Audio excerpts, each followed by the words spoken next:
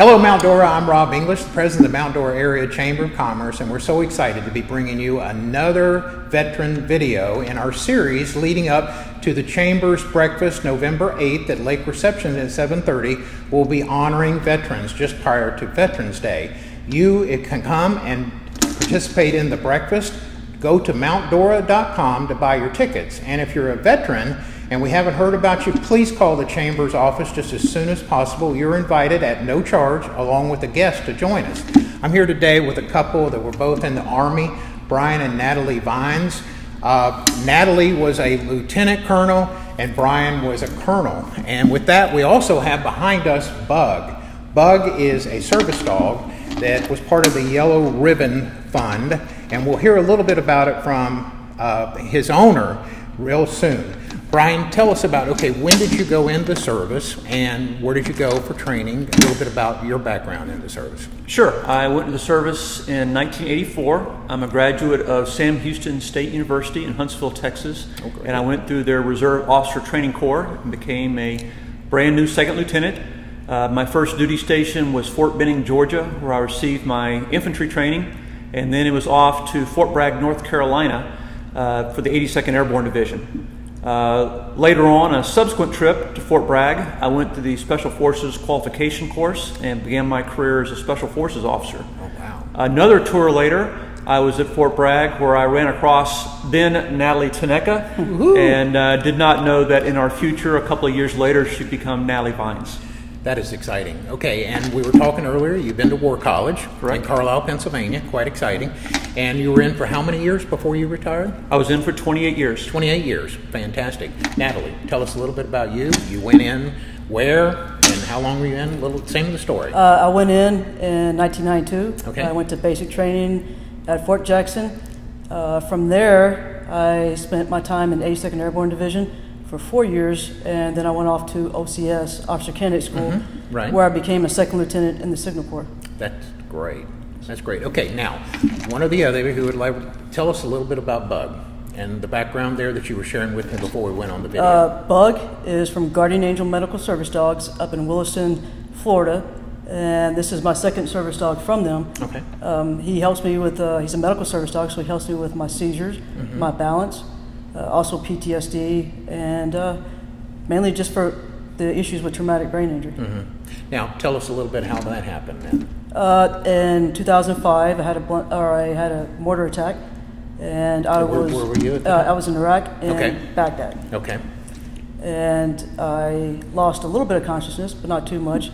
And then in 2009, I was injured again in Iraq in Mosul, and that's when I developed the seizures, the cognitive disorder, the help me out. Severe migraines. Right. Yeah. And then severe PTSD. Okay. Yeah. Which you're continuing to have to deal with that. Yes, it's a continuous process, and luckily I have the man next to me, Brian, that is also my caregiver, who takes good care of me. Yeah. Do either one of you come from a military family? Were your mother or father in the military? Or were y'all first? Actually, both of us. Okay. Her father served in the Air Force during Vietnam. Okay. My father was in the Air Force during Korean War, and then he had 3 brothers that were in the Army and the Navy during World War II. Oh, wow. What a background.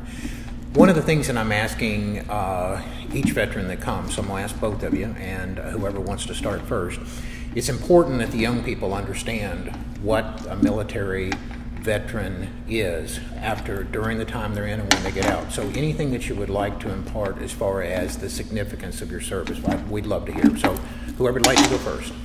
Sure, I'll start, and I'll talk on a personal level what being a military veteran means to me.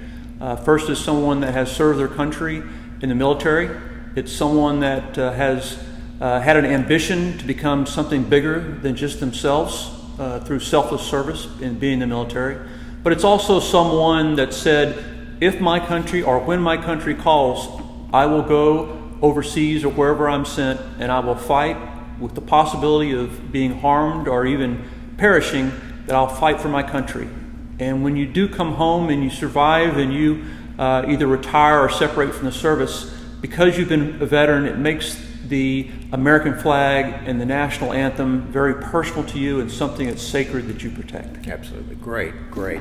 Natalie, anything you'd like to add to that? I think you said it all, but I joined because I wanted to serve my country, because I wanted to fight for my country and fight for the brothers and sisters that never came home or that died in combat. So that is very personal to me. I lost a lot of soldiers over there.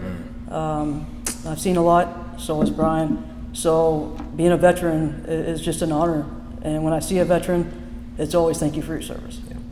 Well, you know, it's interesting that what Brian said about the flag, and I've been closing each one of these with that. The flag represents freedom. It was made and designed from the very beginning for freedom. It's not political, and we believe in your right to protest. We believe in your right to say whatever you would like. But when the flag is raised, the national anthem is sung, you should stand proudly and salute, hand over your heart, whatever, but respect the freedom that brings. And for people that have served us in combat duty and the ones that haven't, because behind every person that's in combat duty, there's a bunch more support.